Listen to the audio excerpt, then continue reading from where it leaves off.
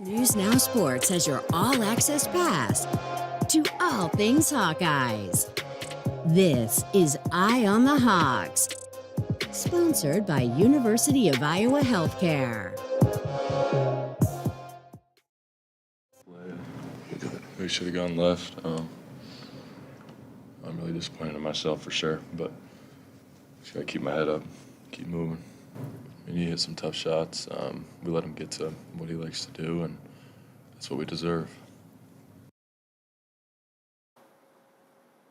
Jahmir Young comes to play. Welcome to another episode of Eye on the Hawks. Basketball edition, Owen Sebring, Curtis Fader, and Mike Howell. Mike was one out there shooting the basketball game last night. If you're watching the YouTube feed, then you can see we're getting the shots still set up. There we go. Zoom, pan, crop, etc. Last night was a tough one for the Hawkeyes, losing by 2 to Maryland after leading pretty much the entire game. Mike, is that about right? It seems like, as I was watching the game on the Big Ten Network, they were leading pretty much wire to wire in that game, weren't they? Yeah, pretty much. Well, let me get this. Bye, Owen. Hey, double trouble. I'm We'll quite the there. looker here. There we go. This is annoying. Yeah, so basically, we were even texting during the game, and I'm like, Owen, I was talking about what kind of highlights you wanted and stuff like that, and I was like, well, unless Maryland makes a run of some sort, because they were up by 7 when I was texting you about halftime, I'll just send back Hawkeye highlights, and then Jahmir Young just kind of went off. So it was kind of one of those games where Iowa couldn't really shoot deep, and when they don't do that, they can lose to anyone. When they shoot well, they can kind of beat anyone. Very disappointing loss, though. In the grand scheme of things, this is a quad 3 loss. It's their second of the season. The other one was at home against Michigan. So definitely a missed opportunity to try and stack some wins together against kind of the softer part of the schedule. Yep. Very disappointing, though, overall. Yeah, it was just so many things. I mean, the biggest thing that you look at for the Hawkeyes that is troublesome right now is the fact that last 5 minutes and 44 seconds of yesterday's game did not score a single field goal. Last 4 minutes and 44 seconds of the game against Purdue did not score a single field goal. I mean, this team is just not closing it out right now, just not finding any work. And part of that, I know last night was Owen Freeman fouled out with about 5 minutes left, didn't he? Yeah, he did. And I don't know if this is for sure, but I don't remember him fouling out at any time. So this might be his first foul out of his career. Not 100% sure on that. It's also not the first time he's been in foul trouble, though. Yeah. Yeah. And I know the big talking point online that I saw on Twitter was just that the referees are having trouble figuring out how to call Owen Freeman. I mean, he's just kind of a unique style of player right now for being so young, but still kind of aggressive. And it seems like, I don't know, the officiating seemed like maybe a problem. What did you think, I guess, last night? Iowa fans are often. Well, I did hear a few F-bombs from Fran last night, just on the sideline, on the baseline where you can hear that. I think it's what we've seen in college basketball overall. I mean, just inconsistencies. I think a lot of the 2 games he's played against Zach Edey, and every time I watched a Purdue game, it seems like he can do no wrong. It's very tough to guard him because he's much bigger than everyone. But at least on Saturday, it seemed like he could just barrel his way down low, get a bucket, and it's a foul. Yeah. Or on defense, just because he has so much mass, he could just move his body around, do whatever. But on the other end, Owen, since he's a little smaller than Zach Edey and stuff like that, he couldn't do that much. I thought a couple of his fouls were head-scratching, but at the same time, I don't know what you do there if you're him. Yeah. Edey's, it's so wild watching him play just because when he's under the hoop, it's like no matter where the ball goes, Edey has a body part that can go there and reach it. I mean, it's just like his arms just cover so much space. Just a rebound can be pulled out from anywhere. It's so unnatural too when he does grab one, and fans are like, "That's over the back," when it's really just really not. It's just puzzling sometimes. Yeah, which I remind our viewers and listeners that there's no such foul as over the back. So just keep that in mind that that does not actually exist. So there's no need to tell the refs to call it because that is not anything that they're ever going to call because it doesn't exist. Anyway. Is that different in the women's game? Because the commentator on the game on Sunday, that's over the back, and it was a foul call. Do you know if is that different? I don't know for sure. I know that the foul that they because the you commentator have to respect the box out, right? Like that's where the foul usually comes when you're swatting forward, locking arms when you're getting boxed out, but you still Yeah. want the ball anyway. The foul that will sometimes be called is like a push. Like if they come in and they Yeah. push them from behind, that is a foul. But there's no rule against like reaching over somebody's back to grab a rebound. That's just good gameplay if you can pull it over Or there. good genetics. Or that too. Just when you're Mr. doing that, Zach Edey. when you're doing that, you usually are There bodying. usually is going to be some contact Yeah. made, yeah. So anyway, but I think we were looking at the records last night, Curtis, because I know in the last podcast we kind of said like, hey, if this team can get to 20 wins, that's probably a pretty good benchmark for making the NCAA tournament. But since our last podcast, they're 0-2. So what is it their record is now, Curtis? So right now they're at 11-8, and to reach your benchmark, they'd have to win 9 of their next 12. But 3 of those games, 2 games against current 10th ranked Illinois, 1 of them at home against 13th ranked Wisconsin, and you also have rematches with Maryland, Minnesota, and you got a couple games against Penn State. And Ohio State's no joke either. Yeah. It's not looking good. Yeah, I mean, it is a tough uphill climb if they want to get back into NCAA tournament play. They just look so good since losing those 3 games in a row back in mid-December. They've been so good since then, the Purdue loss notwithstanding. But that Maryland loss really just casts a shadow of doubt on whether or not this team has what it takes to make the postseason. Here's the killer, too. With 3 of the next 4 games, I got the schedule up on, if you're watching the YouTube stream, are on the road. But if you look at the net in the far right column, the net's not perfect, but it is a good indicator of like where you sit in college basketball. These are all, Michigan is 95, Indiana's 100, Penn State's 119th. That's around, even on the road, that's a quad 2. That's not going to be a quad 1 win. That's a quad 2 win if you do it. And you know how this team hasn't played. They did get the win against Minnesota on the road, but I think Michigan, who's already beaten Iowa at home, Indiana, and Penn State, those are going to be tough games. And if you look on the back half of the schedule, like Curtis was saying, how they play Illinois, Wisconsin, Michigan State, who's a top 20 net team, you're going to have to go 4-0 if you want a legitimate shot, and I just don't see that from this team right now. Yeah, if they lose even 2 of these next 4 games, I feel like you can just almost certainly say goodbye to any NCAA tournament homes. Last night, the main problem was Jahmir Young, who I think had 8 points in the last 1 minute and 24 seconds, I believe is what I looked up. I mean, he just couldn't miss, and then, of course, beat Peyton Sanford on that last play where he hit it at the buzzer with, not at the buzzer, but with a second and a half left to play. And so he was the guy last night, and there's a lot of people saying good things about him. I know Kason Frericks said that he beat up Illinois pretty good when they were playing each other. And here's Fran McCaffrey talking about Jahmir Young's game last night. It was a go screen, and it was a great read by Peyton to switch. He just needed to jump out to his left hand a little bit more, obviously. Jahmir was 1 for 6 or 1 for 5 at halftime and then picked it up in the second half. Is that just good player? That's what he does. You got to give him credit. We have to do a better job there. That was disappointing because he's the guy, and we let him kind of dictate coming down the stretch without, especially after he hit the first one. You got to do a better job there. I admit I haven't followed along with the Big Ten players who's doing super well so far this year outside of some of the teams that Iowa's played so far. Did Jahmir Young look like legit? I mean, is he a first-team All-Big Ten type of player? I don't know. I doubt first team, although sometimes they put like more than 5 guys. He definitely was the best player on the court, though, I think at least. He didn't have the first half that you'd want him to, but he ended the game with it's 17 points. No, that's Julian Reese. 22 points overall. He hit 2 threes in the last couple minutes that really, I think both times they gave Maryland the lead with he was either tied or I think they were losing in both cases, and then hit that final layup, which he just kind of, we were all sitting on the sideline. We were like, that's too easy. You cannot just let him go to the freaking hoop like that. I think he would be a first-team All-Big Ten. I was just looking up his game logs. Averaged 20.8 points a game. Really? He's gone for 37 on the road against UCLA. He's gone for 36 on the road against Northwestern. This guy is capable of getting buckets. Yeah. That's probably first-team Big Ten material. And that's the problem for Iowa this year is that as much as they've gotten good production from a lot of different places and so many games a different person steps up, whether it's Perkins or Owen Freeman or Sanford, but we still maybe just don't know who this team's go-to player is. Like, is it Peyton Sanford? Is it Tony Perkins?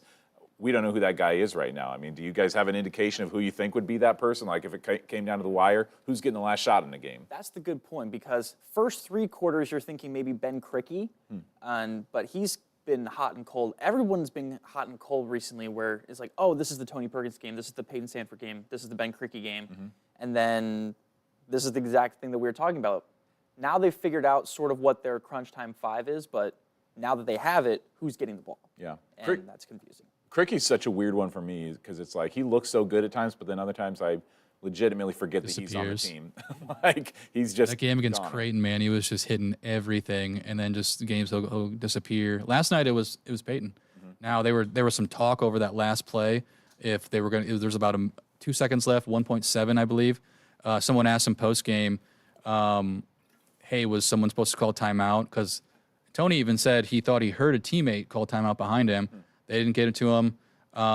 Peyton said he thought it might be tipped, so the clock was running, so he just like, I got to shoot it, and he was a little off balance. Good contest from Maryland. Yeah. But he was the one with the ball in his hands at the end, and you think if this team's going to go far, it's got to be either one of him or Tony.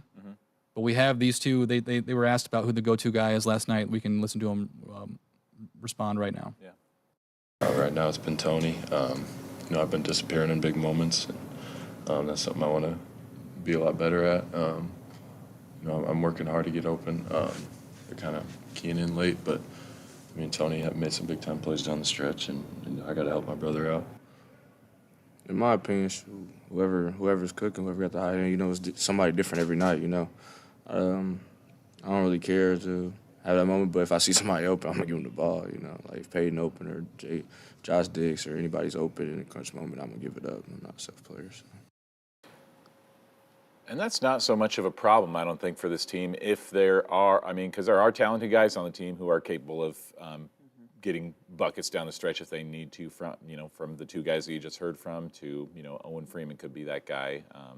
Even, But can they get open? Yeah. Or even a guy like Josh Dix could be that guy. He's been stepping up and playing well, but just don't know. One thing they mentioned. Response from Peyton there.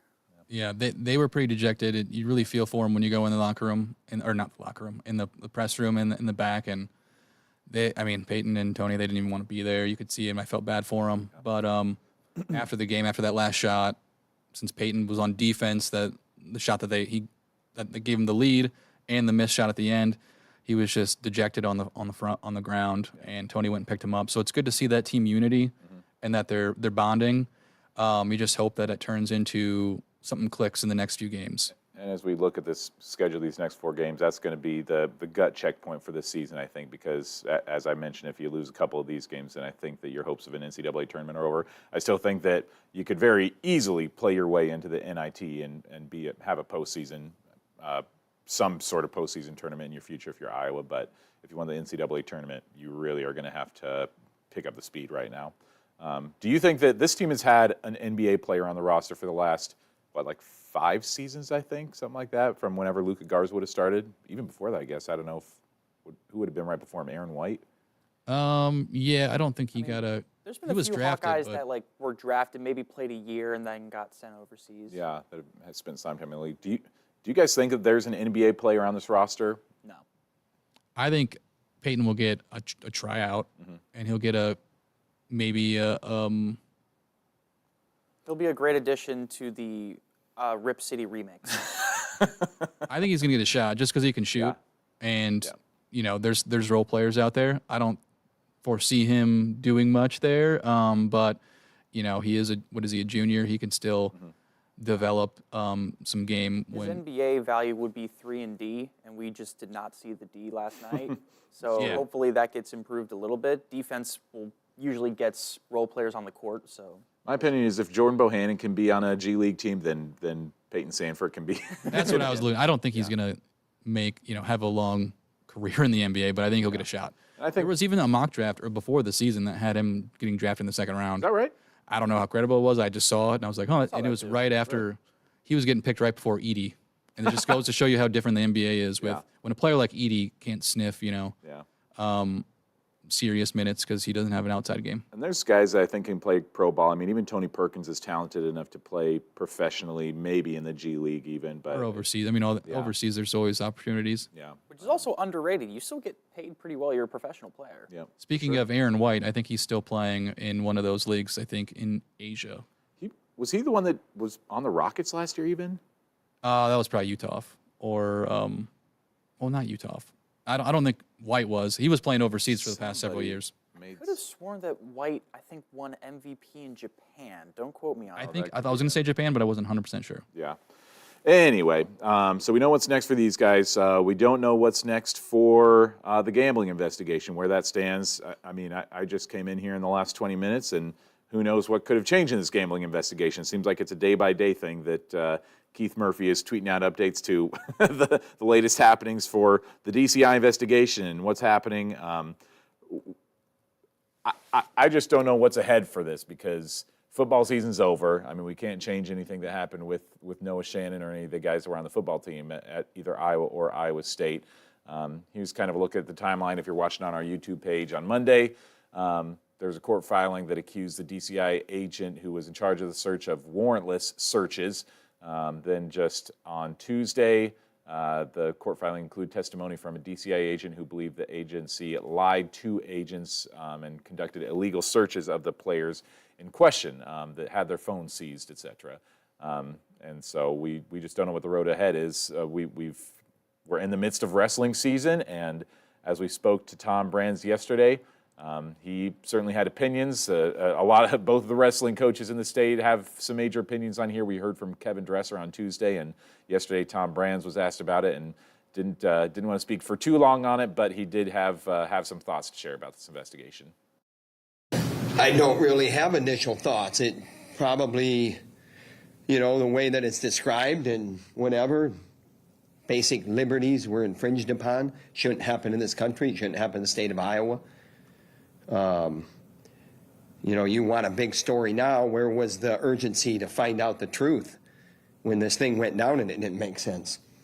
That's what I would say to everybody in this room. Where was the urgency? Now it comes out. Now you want reaction. And I'll just be a real patient guy and we'll see what comes of it. I know one thing. We got a lot of guys upstairs that are ready to go because of what happened. And we got guys that were impacted and are still being impacted by that are still ready to go because of the way that we've talked to them. You never know what will happen. Be ready. Cassiope, be ready. Nelson Brands, be ready. Kobe Seabreck, be ready. So, at the end of the day, we are the problem, as it turns out. I really had issue with his framing of that. Yeah. And a lot of people on Twitter are like eating it up because the media is always number one enemy. I don't know exactly how you're supposed to get DCI state agents who no one even knew they were on the case because DCI isn't saying anything to open up about this. And I just heard people say, well, maybe this journalist should get DCI sources. It's like, Can't talk about ongoing investigations at this time. I've reached out to DCI several times in the past 6 months about this story. Yeah. And that's the line I got every time. Also, any legal entity, you know how people say they hate the media? Yeah, they do too. They're not exactly ready to give everything to you. You have to really legally poke and be polite about it, but still. This took 3 individuals I think are still unsettled in the case, and one with an NFL bankroll who didn't want to just plea and pay fines, which a lot of time in the American justice system, that's easier than doing months and months of paying legal fees, court fees, going through all this stuff. Just pay the $200 fine or whatever it is on a lesser charge. That's how, these criminal investigations go a lot of the times, is you get charged on something higher, they plea down to a lesser charge, and then boom, you move on because it's easier than spending 6 months paying for your lawyer to dig up and depose agents like this. It's kind of ridiculous. Yeah, I don't understand why it is that they think that the media is the one to blame here, I guess. Why we're the ones that have to be, that supposedly are the ones that can do all the digging here. I mean, it seems like if you're the university, you should be the ones wanting to hire lawyers to try to look into these investigations more than the media. I mean, I feel like we tried, and it seems like that's the weird narrative that I feel like people are trying to spin. Is that like, oh yeah, the media just bought it and they went and they tried to bury these kids, and I'm like, I feel like everybody that I know in the media was like on the side of these kids and talked about how this was a bullcrap investigation, that these Iowa and Iowa State players were being targeted where nobody else in the country was being targeted, and it didn't make any sense. And I mean, we have to report the facts. All we reported is that these kids were being kicked off the teams or suspended or not able to play, which was factual. But I don't know what we're supposed to be doing beyond that if the university isn't doing anything. It's also not ethical for us to frame it in a way like, man, these kids got screwed. They're off the team. Like, we can't do that. Yeah, all we can do is report what actually happens. And I mean, without any hard facts behind, accusing a state police officer of just illegal searches without any hard evidence is very unethical. It's could burn a lot of bridges between our entities that we work for and the state police, which we rely on for investigations on a number of different things. The weirdest part about it, when you bring up the university, is how this search started. When they were, I believe, they would set up a geofence, which is just basically they could monitor who's betting on these certain apps on an Iowa dorm. They didn't specify which one. I'm assuming it's Hillcrest because that's where all the athletes live. Okay. But that's just, if you're doing the entire dorm, that's a lot of different kids who aren't athletes, who are just students that are probably underage, so they could have got hit with charges too. Yeah. But, you never know. One thing I heard about that is, I mean, obviously there's a question about like why it's Iowa and Iowa State, but not like UNI or Drake too.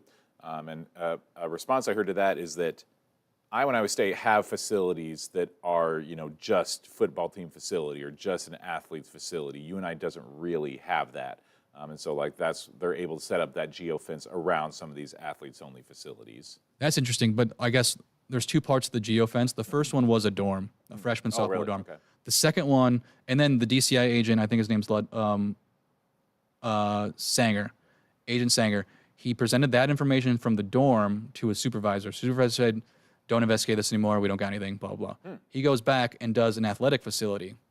And then he presents it to his supervisors, and then he gets the green light. So there were two kind of prongs to the geofence. According to these filings from, we should add that these filings on Monday were from Isaiah Lee's attorney, and they're asking the judge for the state and other people to give all the documents they have between the Racing and Gaming Commission, any information, emails, stuff like that, on these searches, so they can get kind of, because they're setting up for a trial, they need all the evidence that the state has been working with. I'm curious to get an opinion on this from you guys because, I mean, at the end of the day, we still do know that these guys were gambling when they shouldn't have been, and they were doing things that were illegal, either on campus or based on the age that they were. There was that illegal activity happening. The basis by which we found out that information sounds like that was whatever you want to say, nefarious possibly, but they did find illegal activity happening. Do the ends justify the means in terms of finding out illegal activity?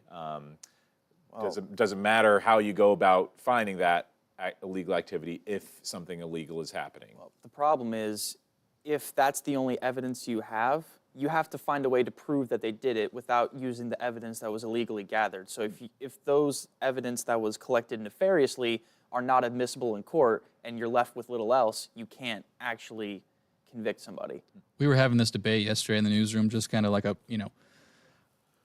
and one of our coworkers, our boss, was like, well, she compared it to, well, if guy X killed guy Y, and you found out on an illegal search, shouldn't he still suffer the consequences? And we had Sarah Riley on her Ask a Laura segment. She kind of talked about that as like kind of a false equivalency, because this isn't a murder. This is someone betting like $10 on a sports match. But that's how lawyers make their money. Even if a guy did it, if it's not collected properly and they don't have proper documentation of transfer of possession of materials, everything could be a mistrial, everything could be eliminate this, even though, like, strike that from the record, all of that stuff. That's how defense lawyers make their living. So yeah, no, I'm agreeing with you on the back end that this isn't like a murder or anything that, I'd have different opinions on how you found out, where they're just totally different scenario. I think in this situation, like, do you want the government to be able to surveil you at all times? Like, I don't. I don't do anything illegal at home though. I still don't want them to know, what I'm watching. Worked around a Peacock screen. No? I proudly pay for Peacock.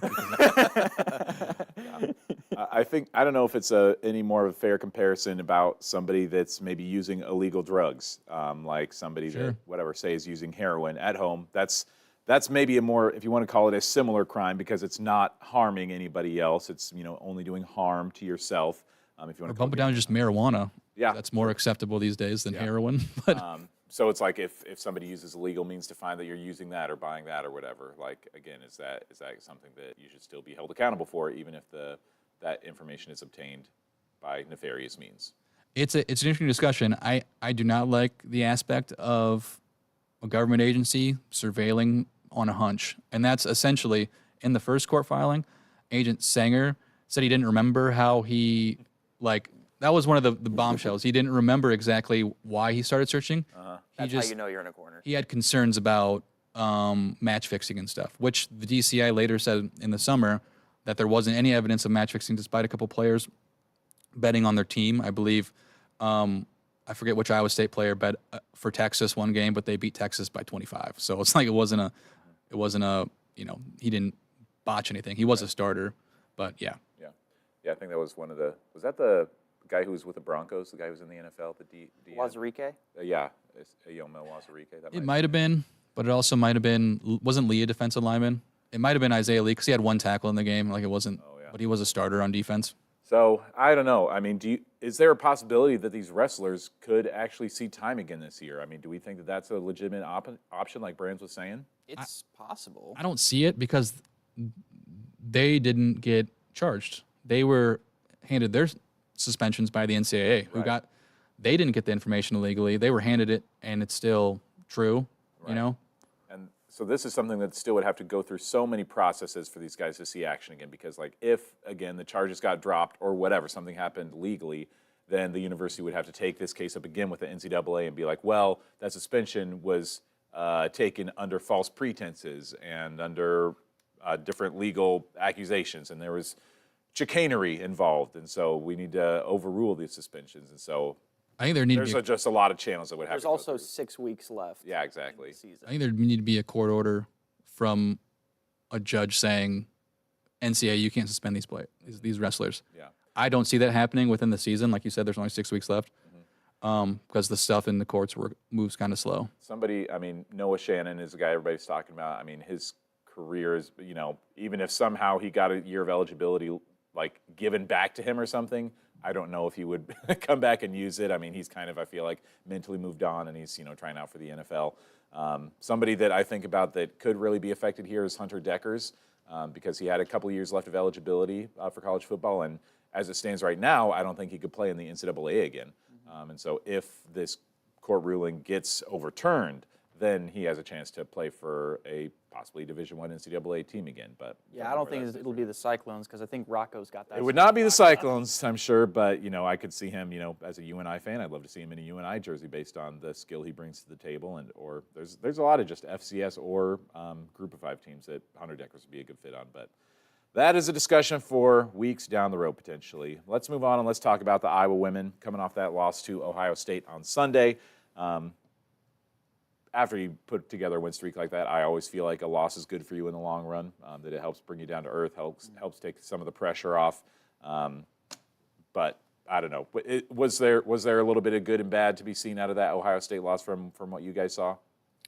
I think anytime you go on the road against a ranked team, no matter how highly ranked you are, it's going to be a tough matchup, especially when the crowd was so rocking in Ohio State's favor. The disappointing part was how the game played out. Yeah. They were winning by, I don't remember how much, like 10, 12, and I was like... I think they had a 12-point lead at one point. I think it was 12. I was telling my girlfriend at the time, I was like, hey, or my girlfriend, I was like, we were watching the game, and I was like, hey, we need to extend this to a 20-point lead, because I know they're making a run. And they did, and they came back and got it to overtime, and I think Iowa hit the shot to go to overtime, right? Like, Ohio State was winning. Is that how it played out? Anyway, they just blew the doors off in overtime. So There's good and bad. I think anytime you can light a fire under a Caitlin Clark-led team, like it's it's a good thing. Iowa's been prone to letting leads go. The Cyhawk game got very close towards the end. I think that's how Michigan State happened as well. So that's really tough. But Yeah. That was one where they almost had a big lead. It got the Cyhawk game got tied with 4 or 5 minutes left, and then I think Iowa pulled away a little bit more over the final. Cyhawk, few minutes. they had the lead with 4 minutes left. They did. The Cyclones, yeah. I remember. Did yeah, they really? Yeah. Okay. And they had a few big shots down the stretch. So.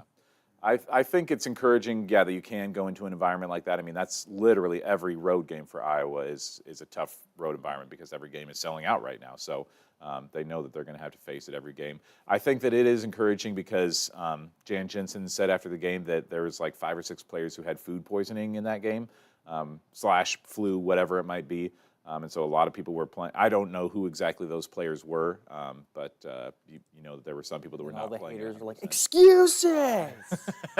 Yeah, and that's what she even told me the other day when I was talking to her after the Beth Getz press conference. She's like, we would never use that as a reason why we lost or an excuse for losing or anything because these things happen. You could get food poisoning in the NCAA tournament. You just never know. So it's you have to play through those type of things. But it does at least say something that they were able to continue to keep it tight and take it to overtime against an Ohio State team like that, in spite of having food poisoning and maybe some other players were not at 100%.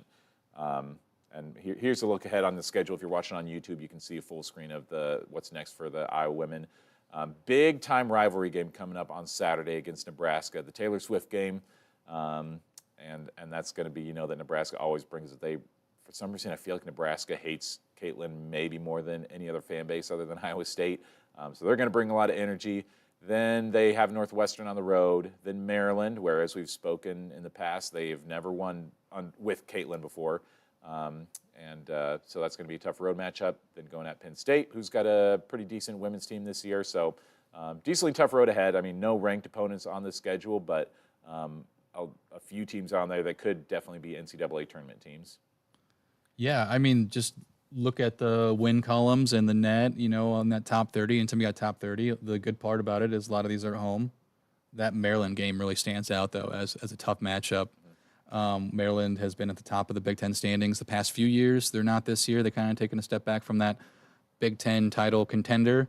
So that's a game that you kind of need if you want a regular season Big Ten title. All 4 of them, really. Yeah. All right, Caitlin Clark against Nebraska, over under 36.5. I'll go under, but I think she scores 32. Really? I could see her going over because I think that will be a close game. Close-ish. I think it could be within a 6 to 8 point margin. So I think that Caitlin's going to play a lot of minutes, so I could see her going over for that game. Also, a little motivation for people relentlessly attacking her for getting attacked by a fan. Can you imagine getting collided with and then people still blaming you for it, even though you were on the court? Here's what I have to say to anybody who thinks that Caitlin Clark either initiated contact or flopped on that play. Yes, can you please also tell me about what shape you think the Earth is? Is it round or is it flat? Could you tell me about Stanley Kubrick's directing of the fake moon landing at a soundstage in Burbank? What do you think about any nefarious behavior at pizza parlors over the last few years? Is there some information in the Epstein documents that you would like to have come out? These people that say that she flopped are the biggest idiots that I can possibly imagine. Are you kidding me? I would like to take every single person that says that she flopped, have them run into each other, collide at full speed, and see what happens to their bodies. They're saying, oh, well, look, you see her arms pushed outward when she collided with her, so she pushed her over. She's the one that abused the Ohio State fan. It's called bracing for contact. She spun and she fell to the floor to initiate contact, to just get sympathy after losing. These people that think that Caitlin Clark flopped and wanted to get sympathy, they must think that she is the biggest criminal mastermind, most devious, brilliant, evil villain that they could possibly concoct, that she, in the split second where she collides with this fan, you know what I could do? I could spin and fall to the floor, and then, even after I just dropped 45 points, people will have pity on me. Even though I never asked for pity in any post-game press conference, they'll feel sorry for me because I was the one who was running. You got to be kidding me with these idiots that are out here saying that she flopped in that game. That's the stupidest piece of crap opinion I've ever heard in my life. Jeez Louise, that's a hot take. It is no. It's not a hot take. It's just a fiery opinion is what I meant. Completely valid, though, because also I she agree said with she him. got the wind knocked out of her, and that's why she was getting carried off the court. And people were criticizing her for being weak, getting carried off the court. Do you know what getting your wind knocked out means? It means you can't breathe. It means you literally feel like you're dying because you're breathing and nothing is going in, and you feel like you're temporarily suffocating. So you go through that and see if you can just walk all holly jolly off the court. Exactly. We're getting too fired up. No, I agree. It's one of the dumbest conversations I've seen in sports discourse, and it was like a national topic, which is the weird part. No, but then ESPN ran with it. Matt Berry, who I always really liked, he was partners with Sage Steele for the Noon Sports Center for a long time, and I really liked that edition of Sports Center for a while. Did Sage rub off on him?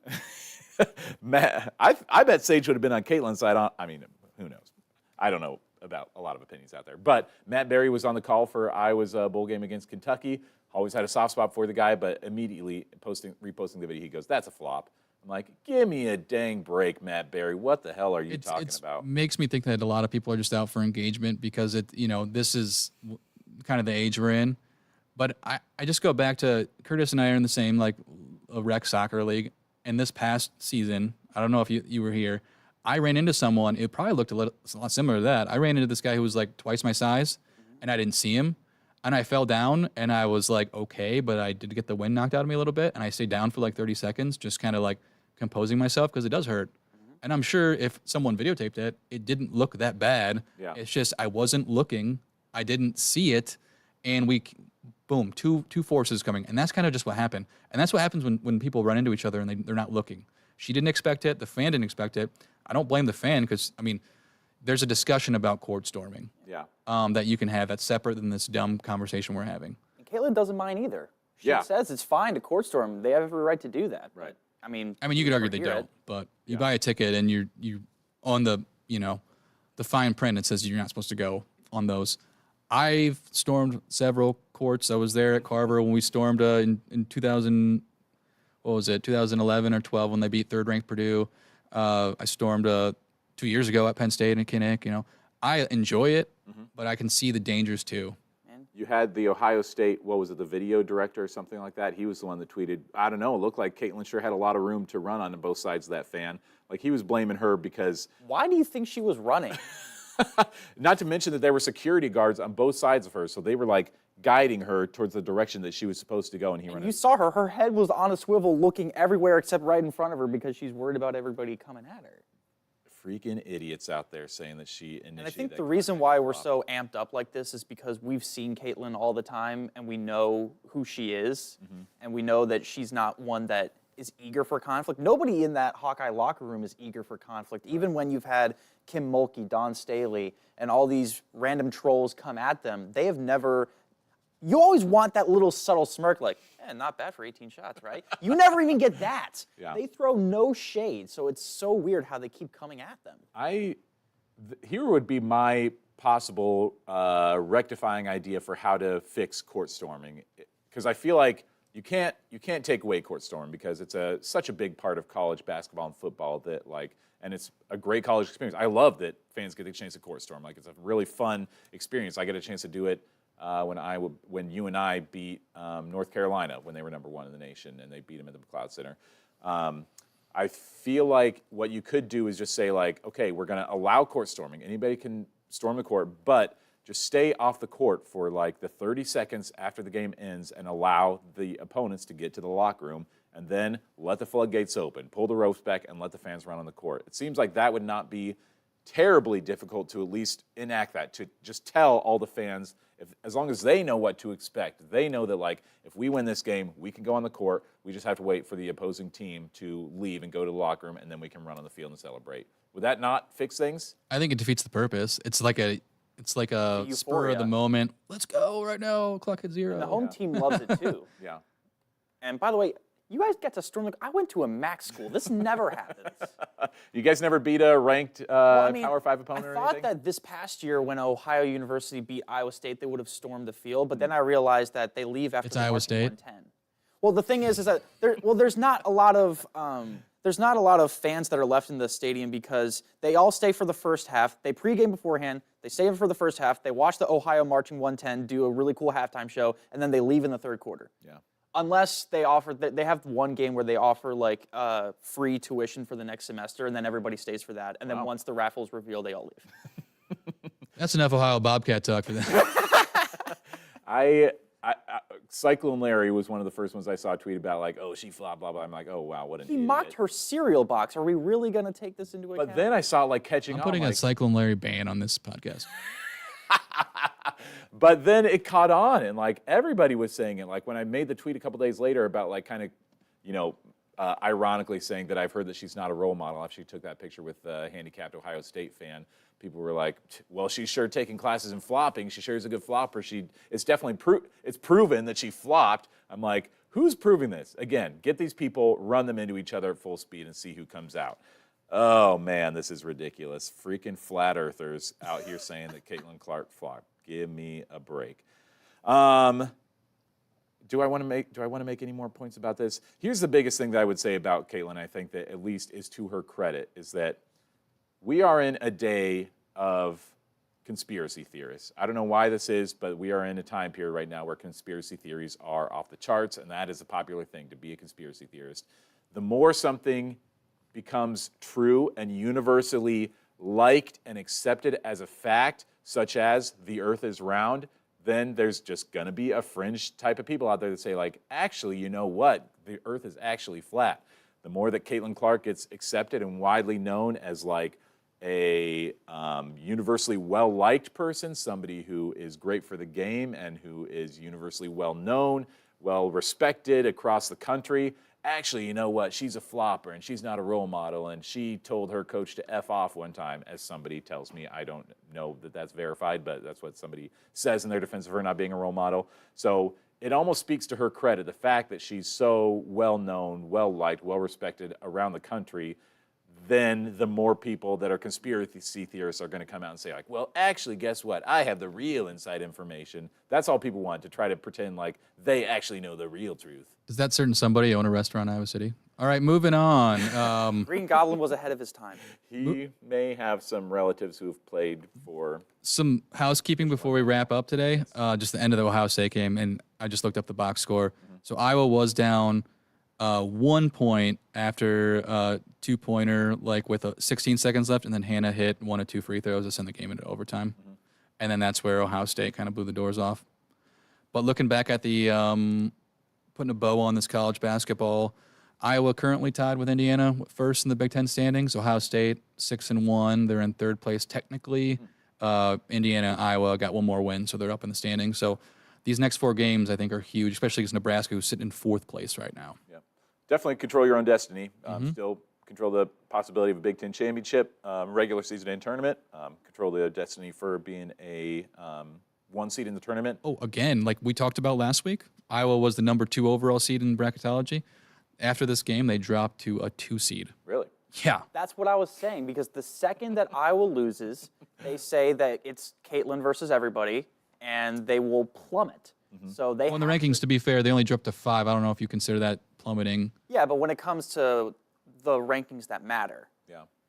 Because if there's 2 teams fighting for a 1 seed, that's what they're going to use. So Iowa has to be, at least demonstrate competence from the role players, or essentially be nearly perfect. And I never know when those bracketology things come out, or projections, that kind of thing, for seeds. It's like, okay, so is this saying like what it will be in 2 months, or is this saying like if the tournament started today? That I think it's the latter. Really? Okay. Like, here's the resume up to today. Yeah. Which, yeah, is somewhat fair. I mean, there's a lot of teams that have some pretty impressive resumes out there, including, well, UCLA, who had moved up to number 2, but then they lost the other night. And so, that could all change in terms UCLA, Colorado, I think South Carolina's pretty much in that 1 seed. The only goal is to be on the opposite side of the bracket of South Carolina. Mm-hmm. If you're the Hawkeyes, you don't want to face them until you absolutely have to. And then at that point, let the best team win. I'm still super interested with the SEC seeing USC and LSU face off against each other, because they're going to play each other, I think, probably 3 times this year between the regular season and SEC tournament. I feel bad for Haley Van Lith, man. She has gone through the ringer. It's been a tough road for those gals down in Baton Rouge at times this season, but they've taken. Which I don't think Hawkeye fans are feeling that sorry for anyway. I'd be curious if USC gives them a dose or if LSU comes and hands South Carolina their first loss of the year. So are you one of those people that calls South Carolina USC instead of the Trojans? I call them both USC, but I have some close friends who are South Carolina fans, and so I've kind of gotten in the habit of calling them USC as well. So that we have the outro music officially playing. So let's bring up the full screen with the social media so I can remember what social medias we can plug. You can follow Eye on the Hawks on X. You can follow us on YouTube. If you're in the mood for not listening but watching along with us as we have the highlights and sound bites playing, you can do that on YouTube when we do the live stream.